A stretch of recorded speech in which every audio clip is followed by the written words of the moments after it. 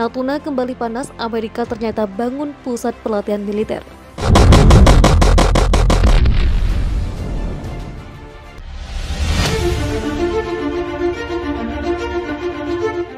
Indonesia dan Amerika Serikat membangun pusat pelatihan maritim baru di Batam senilai 3,5 juta dolar atau 50,6 miliar.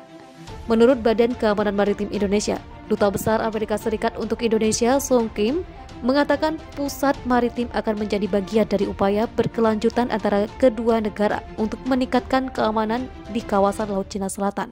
Sebagai sahabat dan mitra bagi Indonesia, Amerika Serikat tetap berkomitmen untuk mendukung peran penting Indonesia dalam menjaga perdamaian dan keamanan regional dengan memerangi kejahatan domestik dan transnasional, katanya menurutnya pernyataan dari Bakamla, Badan Keamanan Maritim Indonesia. Pusat pelatihan yang terletak di titik pertemuan strategis Selat Malaka, Batam di Kepulauan Riau dan Laut Cina Selatan akan dijalankan oleh Bakamla. Fasilitas ini akan menampung ruang kelas, barak, dan landasan peluncuran menurut laporan badan tersebut.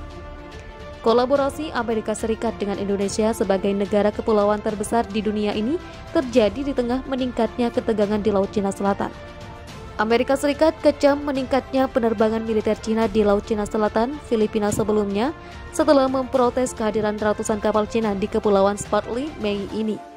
Pelansir media, Duta Besar Amerika Serikat untuk Indonesia, Sung Kim, mengatakan pusat maritim itu akan menjadi bagian dari upaya kedua negara memperkuat wilayah tepi Laut Cina Selatan.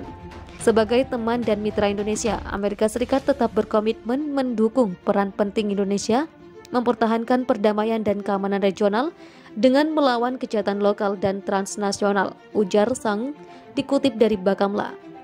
Pusat pelatihan itu terletak di titik tamu strategis antara Selat Malaka dan Laut Cina Selatan. Operasi pusat latihan tersebut adalah Bakamla. Pusat pelatihan terdiri dari ruang kelas, barak, dan landasan peluncuran.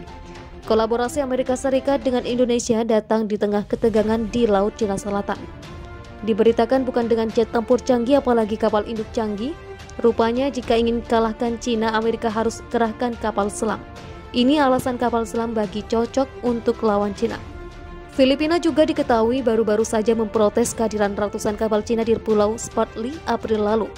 Awal bulan ini, para menteri pertahanan negara-negara Asia Tenggara dan Cina sepakat bertemu selama rapat untuk melatih menahan diri di Laut Cina Selatan dan menghindari tindakan yang dapat meningkatkan ketegangan. Menurut analis The Diplomat, dalam tambahan terancam pembajakan, selat itu adalah pusat peta strategis wilayah menjadi kerentanan kunci bagi ekonomi Cina. Akibatnya titik itu tetap menjadi ambisi regional dan global Cina. Dalam 20 terakhir, strategi Cina telah terkonsentrasi pada ketergantungan negara mereka pada Selat Malaka. Hu Jintao, mantan Presiden Cina, menyebut ketergantungan itu sebagai dilema Malaka tahun 2003 lalu. Cina kini telah mampu membangun kapasitas angkatan laut yang mampu mencegah kekuatan kasar memblokir jalur pengiriman itu. Ini juga merupakan strategi rasional di balik klaim ekspansif Cina 9 garis putus-putus atas sebagian besar Laut Cina Selatan yang jika berhasil akan mencegah angkatan laut musuh mereka melewati atau memblokade selat tersebut. Diberitakan bahwa pesawat Cina tak tahu diri suka nyelonong sana-sini. Taiwan Shock bukan main, mendadak 28 jet tempur Cina terciduk masuki wilayah udaranya. Klaim laut itu didukung dengan meningkatnya pengiriman kapal milisi angkatan laut dan maritim yang membuat Cina terlibat masalah dan ketegangan dengan negara-negara pemilik laut di Asia Tenggara. Mereka yang berbagi dan mendapat jatah dari zona ekonomi eksklusif dari Filipina, Vietnam, Malaysia, dan Brunei Darussalam seluas 200 mil laut tidak terima jika Cina ingin mengambil jatah dari kekayaan itu. Indonesia tidak mengklaim Laut Cina Selatan, tapi kepemilikan Laut Natuna Utara telah membuat ketegangan dengan Cina terjadi selama 5 tahun terakhir. Kolaborasi baru dengan Amerika Serikat di pusat pelatihan Batam menjadi tanda terbaru dorongan Indonesia memperkuat kapasitas angkatan laut negara yang semakin tua, yang kapal-kapalnya sudah kesulitan berpatroli mengelilingi seluruh wilayah NKRI sekaligus zona ekonomi eksklusifnya. Diberitakan bahwa Laut Cina Selatan memanas, Indonesia tiba-tiba serukan Asia Tenggara harus bersatu dalam pertemuan dengan 3 negara adidaya ini.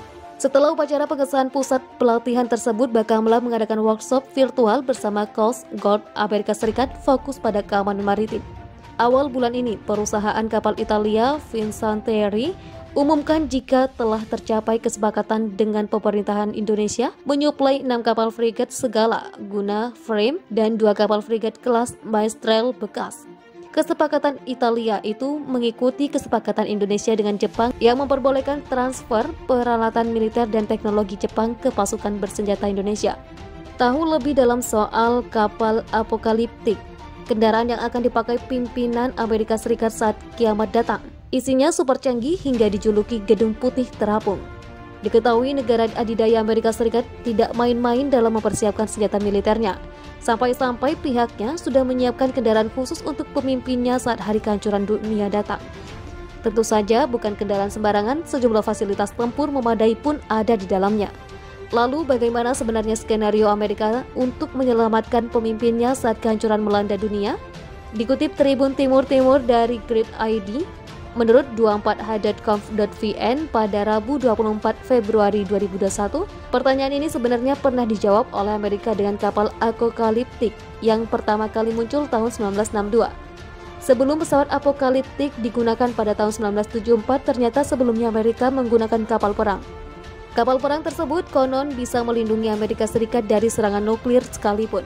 Kapal itu dikenal sebagai USS Northampton, nenek moyang pesawat apokaliptik yang kini memiliki fungsi sama, hanya bedanya melalui jalur udara. Di tahun 1960-an, Amerika selalu khawatir bahwa perang dingin dengan Uni Soviet bisa memanas setiap saat. Oleh karena itu, menciptakan Gedung Putih Terapung adalah rencana pilihan Amerika untuk mengevakuasi presiden dan memerintahkan perang dari laut. Kapal apokaliptik juga merupakan asal dari pos komando udara Amerika saat ini, atau pesawat apokaliptik. Sebelum pesawat apokaliptik muncul, ada 2 kapal yang diawaki oleh Amerika Serikat untuk menjadi kapal ujung dunia. USS Northampton selalu berlabuh di Virginia, dekat Washington DC. Jika Amerika Serikat berada di bawah serangan nuklir, presiden dan pejabat paling senior akan dibawa ke laut dengan helikopter militer dan di atas kapal Northampton. Setahun setelah USS Northampton memulai misinya, Amerika Serikat menganggap Gedung Putih Terapung itu sangat penting. USS Wright kemudian muncul sebagai kapal kiamat Amerika Serikat yang baru. Kapal ini memiliki kode nama Zenith, berlabuh di posisi yang sama dengan USS Northampton. USS Wright dirancang sebagai kapal induk ringan dengan keunggulan kecepatan tinggi yang dapat mengangkut banyak orang. Namun USS Wright lebih lengkap daripada USS Northampton. Dek mengatur sistem antena terbesar, paling kuat dan paling modern pada saat itu. Kompartemen dirancang sebagai pusat komunikasi dengan kapasitas yang cukup untuk 200 orang. Sebuah tim yang terdiri dari 17 perwira dan 22 anggota staf di Kepala Staf Angkatan Darat Amerika Serikat selalu ada di kapal. Kamar presiden di USS Wright dilengkapi dengan 12 telepon dengan warna berbeda untuk menghubungi setiap pangkalan militer di seluruh negeri. Kamar jenderal tentara hanya dapat dimasukkan dengan kode keamanan yang benar. USS Wright memiliki 3 ruang makan. Koki papan atas selalu siap melayani presiden dan staf di kapal, tulis dokumen Angkatan Laut Amerika Serikat. USS Wright dilengkapi dengan antena untuk menghubungkan ke 3 stasiun komunikasi rahasia di pantai Amerika Serikat. Presiden dapat memanggil semua unit tempur Amerika Serikat yang tersedia di seluruh dunia. Kapal selam Amerika di seluruh dunia juga terhubung ke USS Wright. Secara khusus, USS Wright dilengkapi dengan filter udara untuk melindungi awak dari debu radioaktif. Sistem yang menyaring air laut menjadi air tawar juga tersedia di kapal.